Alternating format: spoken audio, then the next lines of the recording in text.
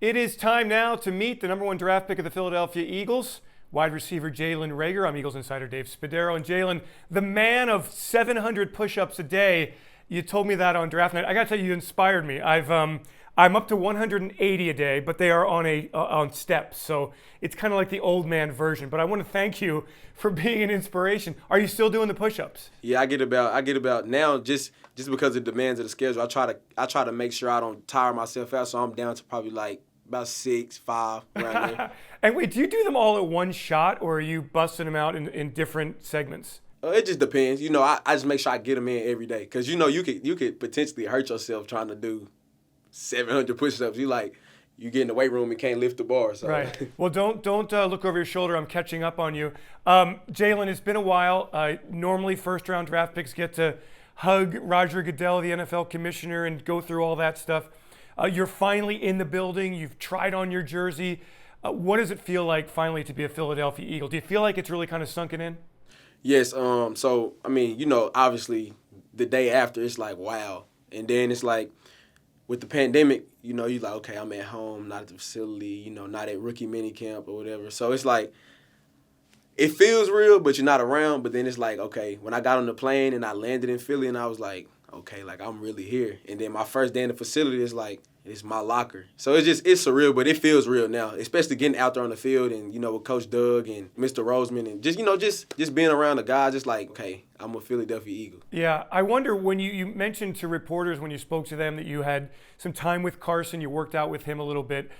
Two things. One, does his ball get up on you really fast? More than you have ever been accustomed to, because we all know that he's got the big arm. And I wonder, being a rookie, a young guy, when you walk into that environment the first time, do you feel a little bit, and I don't want to say it, but starstruck? With Carson, I'm going to go Carson first. Yes. Carson has a big arm, but, I caught him. So, and with the building, I had the luxury of being around my dad, my whole life. So, I still had that wow factor, like, I'm really here, but, like it's really no time to be starstruck. It's time to work. So I just had that luxury, since I was younger. So I feel like that helped too, but in a good way. Jalen, how different is an NFL playbook? Just at first glance here, I know you've gotten into a bit than from college. Is it a totally different experience? Yes, the length of the plays, and then like the play it can be so long and it can be so simple, but it has so much verbiage. But it's different. It's very different. But I'm going to get it down. I'm going to put the work in, the time in to get it down. But, yeah, it's totally different, though. What goals specifically do you have for training camp? Progress. That's my main goal, progress. I'm not chasing perfection. I'm chasing progress. So I'm never going to be perfect, but I can always progress one day at a time. I took a look at your bio, and you said that one of your models is Stefon Diggs, former Minnesota Vikings wide receiver, now in Buffalo. And I wondered why his game is kind of one that you model maybe yourself after.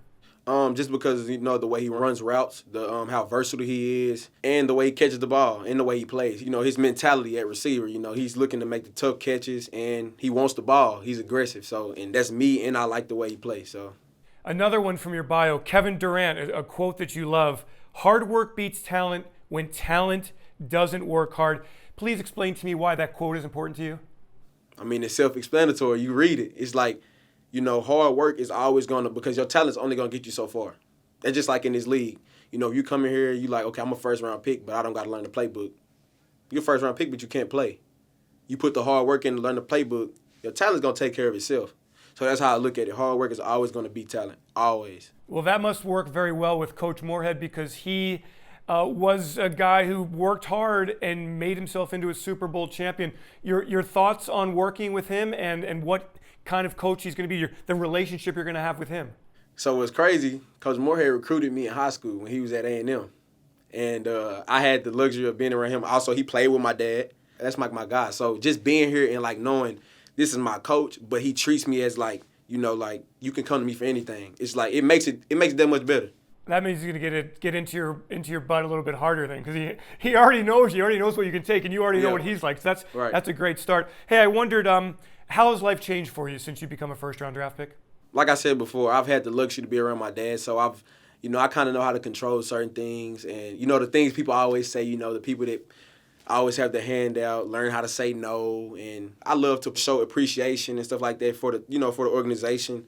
But I'm just getting used to the media and the cameras and everything. So, but I feel like I'm gonna adapt very well because it doesn't bother me, and then I handle it the right way. Jalen, final one, if you would please finish this sentence. At the end of my rookie season, I'm going to be ... Super Bowl champion. Oh, now we're talking, my man. Jalen Reagor, thanks so much. Great to finally see you after talking to you after the draft, and best of luck this training camp. Thank you. Thanks for having me.